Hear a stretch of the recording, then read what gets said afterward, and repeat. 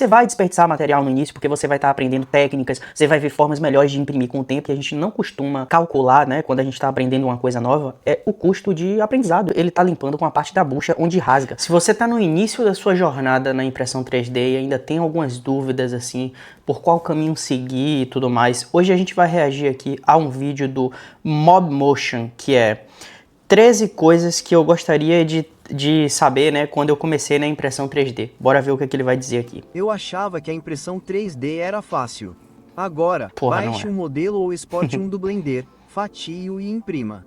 Você deve acabar com um objeto que pode ser retirado da mesa de impressão, certo? Bem, depois de 687 horas de impressão, estraguei mais impressões, estraguei mais filamentos, arranhei a mesa de impressão e questionei minhas escolhas de vida muito mais do que gostaria de admitir. Certamente, percorri um longo caminho desde 10 anos atrás, quando brinquei Porra, 10 anos o cara já tem, pela velho. primeira vez com impressão 3D na minha graduação. Mas ainda há muita coisa que você deve saber e ainda há muita coisa que teria me poupado tempo, dinheiro e estresse quando eu estava começando. Só uma observação rápida para dizer que muitos desses tipos de vídeos são patrocinados e entrei em contato com vários fabricantes de impressoras para ver se eles me enviariam impressoras, mas todos me ignoraram. Então, tive que comprar uma Bambu Lab A1 na liquidação de aniversário com meu próprio dinheiro, sem interferência ou pressão de empresas para criar vídeos sobre o assunto. Apoie-me no Patreon ou através de uma assinatura do canal se quiser me ajudar a fazer mais vídeos como este, e se quiser apoiar meu vício em filamentos. Com isso resolvido, vamos para a dica número 1. Deixe sua chapa esfriar antes de tirar as impressões dela. Não vale a pena os 5 minutos que você vai economizar deformando sua impressão. Até menos, velho. Agora, eu sei que não sou a única que faz isso. Eu vi tópicos no Reddit com esse problema exato. Agora, eu lembro quando tirei minhas primeiras impressões A1 da chapa, eu estava tão animada e mal podia esperar para tirá-las. E enquanto eu as levantava, eu pensava, nossa, elas estão dobrando? Mas então eu as tirava e pensava, ah, não importa, parece tão... Porra, mas também essa peça aqui é muito fina, né? Tipo, a peça ainda tá quente. Se você vai movimentar, obviamente ela vai entortar.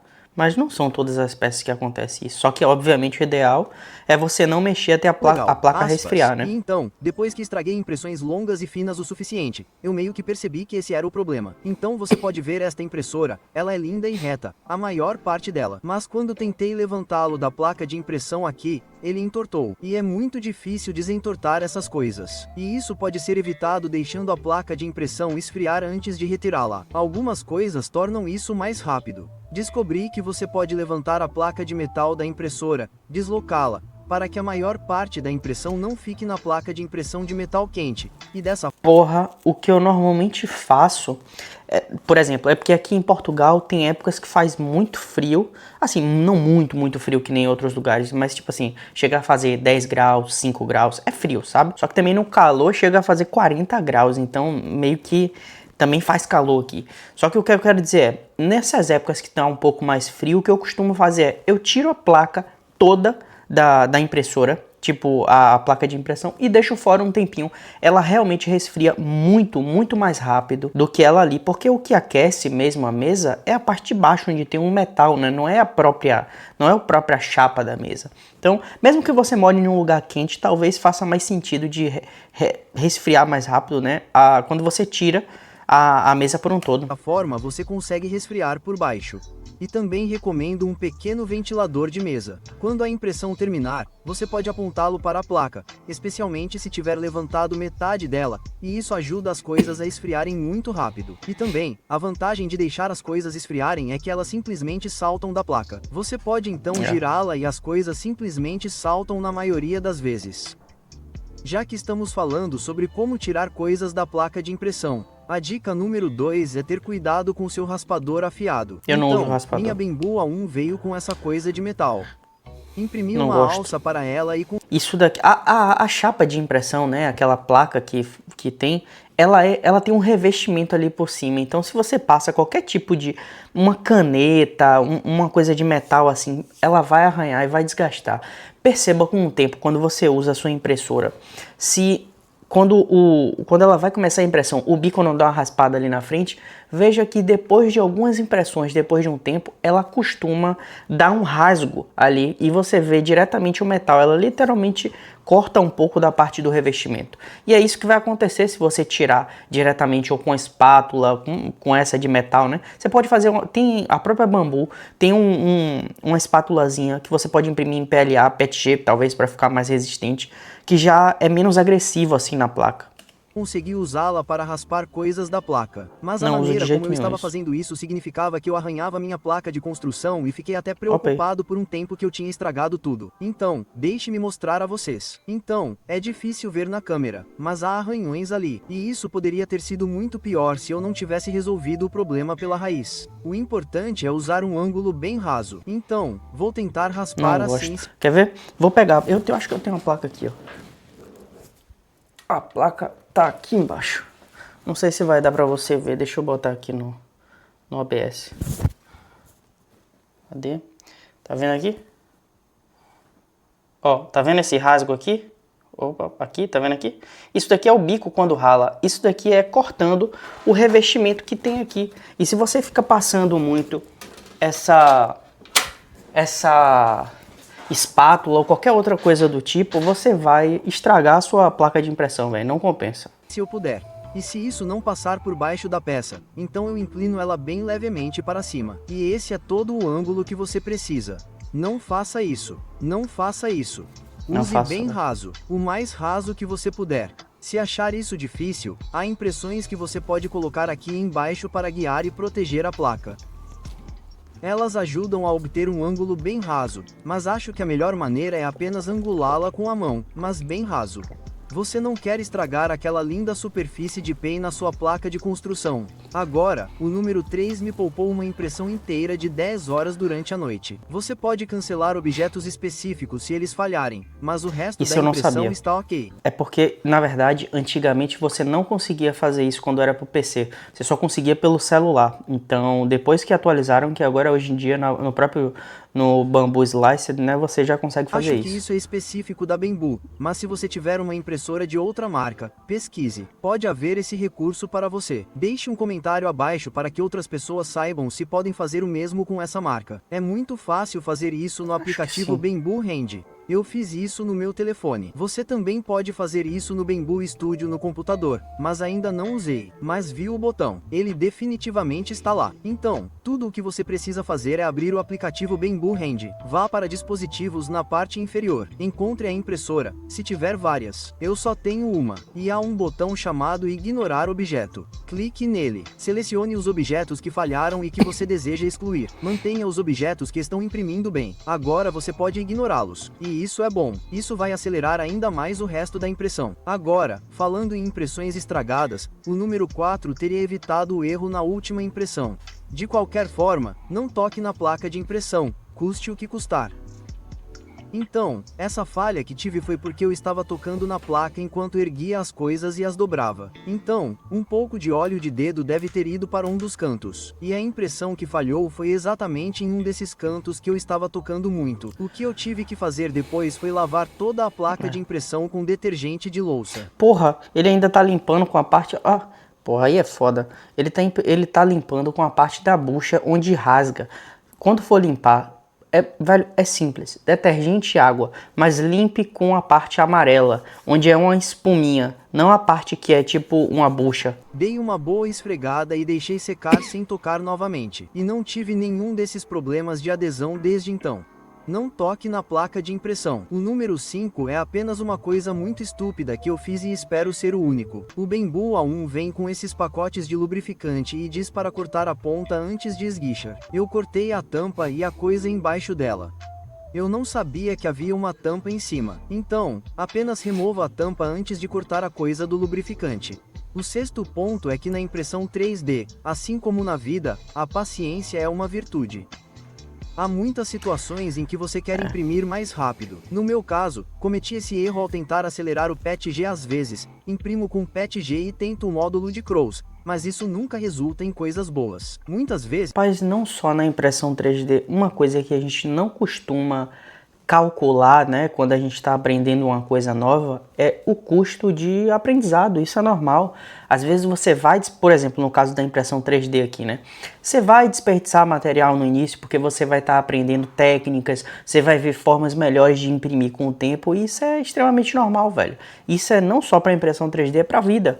Aprenda a calcular cada coisa que você está fazendo nova, até mesmo nas coisas que você faz, que você vai melhorar com o tempo, o custo de aprendizado. Isso é normal, velho. Muitas vezes o custo de aprendizado não vem só pelo dinheiro, sabe?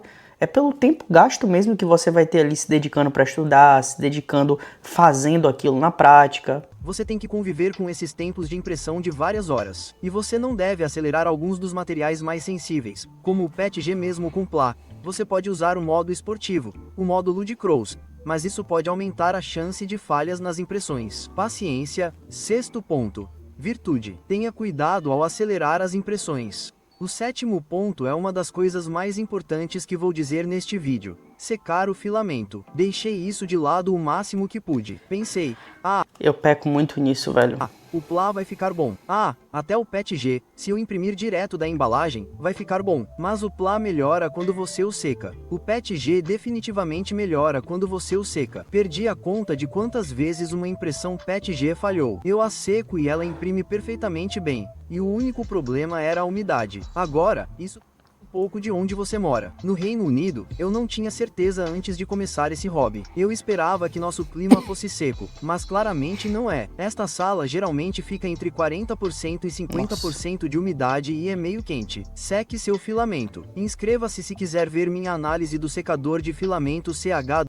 Olha, se eu me inscrever, se inscreva aí também no canal dele. É realmente ótimo. Novamente, eu mesmo paguei por ele e estou planejando um vídeo. Número 8. Antes de entrar na impressão 3D, você deve saber que é um hobby caro. A impressora em si era incrivelmente barata, especialmente durante a promoção. O problema é que você precisa de muitos acessórios que talvez não tenha percebido. Preciso de muito espaço para guardar essas ferramentas e esses acessórios que comprei para a impressora. Você precisa de toneladas de acessórios. Tipo, você precisa de um secador. Sério, você precisa. Você precisa de um secador. Não dá para... Rapaz, assim, dá para começar sem. Não é que você necessariamente, se você não tiver o secador, você não vai fazer. Obviamente, não é um hobby barato, né? Se você for com o tempo aperfeiçoando as coisas. Vou fazer um secador. Vou fazer um preparatório ali para fechar para você poder imprimir com mais, como é que eu posso dizer assim, assertividade outros materiais. Obviamente você vai gastar dinheiro, mas assim, só com impressora e comprar um filamento você já consegue aprender. Não caia nessa de que é extremamente caro, porque não é. Hoje em dia não é. Já foi muito mais caro. Para fazer isso sem ele, você precisa de dessecante, precisa de hidrômetros. Você vai ter que aprender o que é um hidrômetro. E o maior problema aqui é que ele fica muito mais caro quanto mais você gosta. E, infelizmente, eu acho muito divertido. O motivo pelo qual ele fica mais caro quanto mais você gosta é porque você acaba comprando uma tonelada de filamento. E isso está relacionado ao ponto número 9, que é que um carretel de 1 kg é mais do que você espera, mas ainda não é muito. Então, se você está achando muito divertido imprimir caixas Gridfinity, digamos, e as imprime regularmente, você vai acabar com esses carretéis de 1 kg e vai precisar de muitos deles. E, tudo bem, ponto de aprendizado bônus dentro de 0,9 aqui. Eu recomendaria, digamos, que haja uma liquidação de bambu e você economize dinheiro se comprar a granel. Fiz uma escolha questionável, que foi comprar toneladas. Realmente os filamentos da bambu são mais caros, velho. Aqui, se eu não me engano, são 26 dólares. Eu não sei qual é o preço, 26 euros, né? Eu não sei o preço em real. Não, obviamente não é só a conversão. Mas, pô, tem muitos filamentos bons que eu já vi, tipo, no mercado aí, que, pô, são menos de, sei lá, 80 reais. E o pessoal fazendo review e tal, é muito mais acessível. É porque, no caso, ele tá comprando da própria bambu, né? Então, realmente. De cores diferentes de filamento em vez de escolher o material que eu estava imprimindo com toneladas de branco, laranja, cinza e comprar mais daquilo. Meu conselho aqui, se você gosta desse hobby, quer imprimir muito, especialmente se quer imprimir as mesmas coisas repetidamente, como caixas Gridfinity, ou se gosta de algumas cores, eu realmente recomendo dobrar a aposta em algumas cores em vez de comprar muita variedade.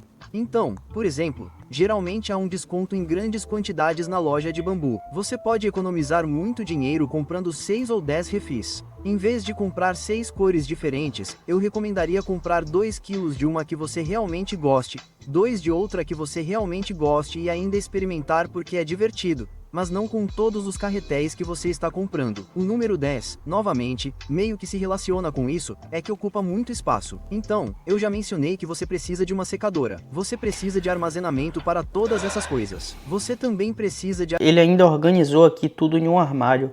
Mas sinceramente, depois que eu comecei na impressão 3D, né, eu nunca mais consegui organizar do jeito que eu gostaria o espaço onde ela fica. É realmente fodido. Tipo assim, ocupa muito espaço e eu não tenho esse espaço. Talvez eu não seja também tão organizado, né, digamos assim. Mas sempre fica uma bagunça, velho, e às vezes isso me incomoda. armazenamento para todos os filamentos que compra e para todas as impressões que faz. E, infelizmente, esse problema aumenta quanto mais você curte o hobby. Isso é e foda. tenho vergonha de mostrar, mas se você pudesse ver meu quarto, Aí. poderia ver, digamos. É exatamente assim. Eu achava que ele tava fazendo organizadinho ali, mas é a realidade, velho. O quanto eu Do gosto dia a de dia, impressão assim. 3D. O número 11 é que o bico de descarga não é suficiente. E isso vale para qualquer impressora que faça cocô no chão, especialmente a 1 Mini. Então, uma das primeiras coisas que imprimi e uma das primeiras coisas que você precisará imprimir é uma calha de descarga. Mas você também precisa de um defletor de cocô. Eu achava que o defletor era opcional, mas não. A calha captura metade do cocô.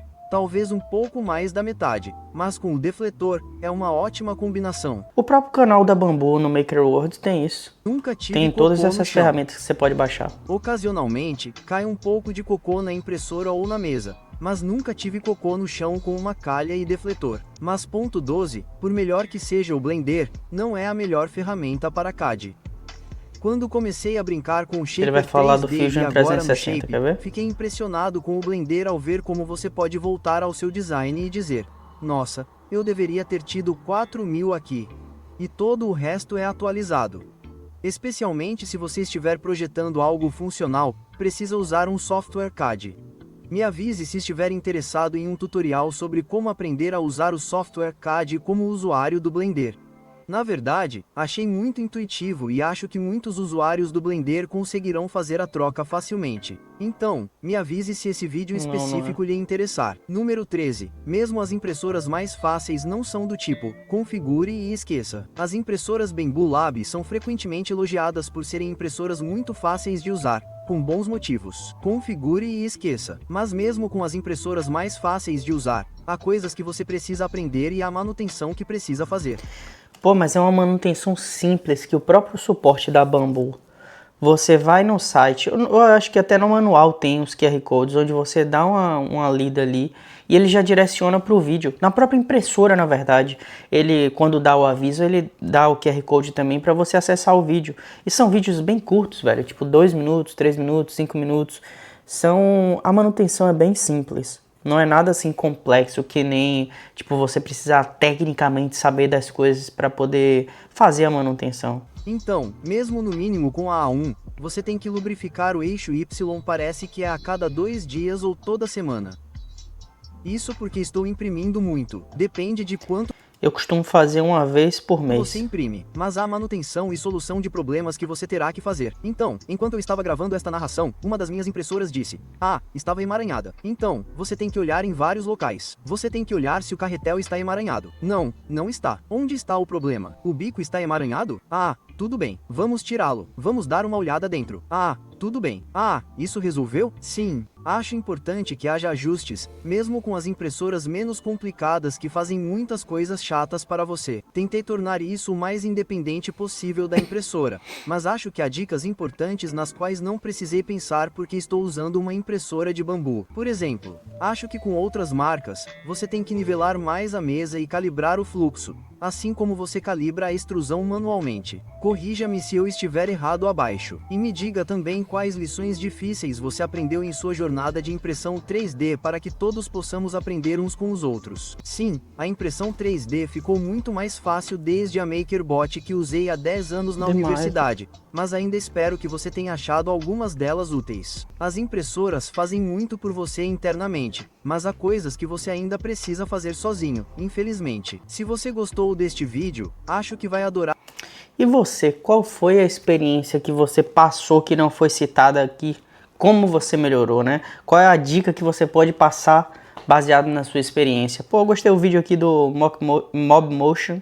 Me inscrevi no canal dele aqui, deixei o like. Deixe lá o like também no vídeo dele. Deixa o like também nesse vídeo, porque você ajuda esse canal a crescer. Mais de 70% das pessoas aqui não são inscritas e acham que são inscritas, né? Então, pra você não muda nada, é apertar ali rapidinho, mas pra mim isso daqui muda tudo nesse canal e ajuda pra caramba a crescer. Se você gostou desse vídeo, deixa o like e a gente se vê no próximo vídeo toda segunda, quarta e sexta. Valeu!